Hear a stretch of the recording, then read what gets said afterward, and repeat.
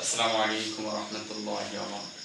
ওয়া আলাইকুম আসসালাম। আজকে আমরা কি শিখবো? পুনরাও দাল দাল। গত পর্বে আমরা কি শিখছি? খ খ। খ কি শিখছি? খ। খ। দাল হরফের মাখরাজ হইতেছে কয় নাম্বার? 9 নম্বর 11 নম্বর মাখরাজ। কয় নাম্বার? 11 নম্বর 11 নম্বর। এখন আমার মাখরাজ কি বলছে? যে জিহ্বার আগার সামনের উপরের দুই দাঁতে গোড়ার সাথে লাগাইয়া দুই দাঁতে তাহলে আমার জিহ্বার আগা মানে মাখরাজ যেটা বলবো যে আমাদের কাজ করতে হবে। কি করতে হবে? কাজ করতে হবে। তাহলে কি বলছে? জিহ্বার আগা সামনের উপরে দুই দাঁতে গোড়ার সাথে লাগাইয়া তাহলে এই জায়গা লাগবে জিহ্বার আগা। ঠিক আছে?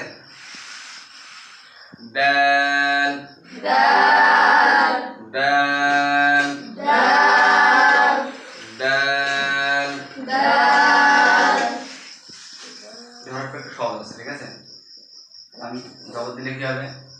দাল জবর দা দা দা দা দা দা দা দাল দে দি দি দি দি দি দি দি দাল পেশ দু দু দু দু দু।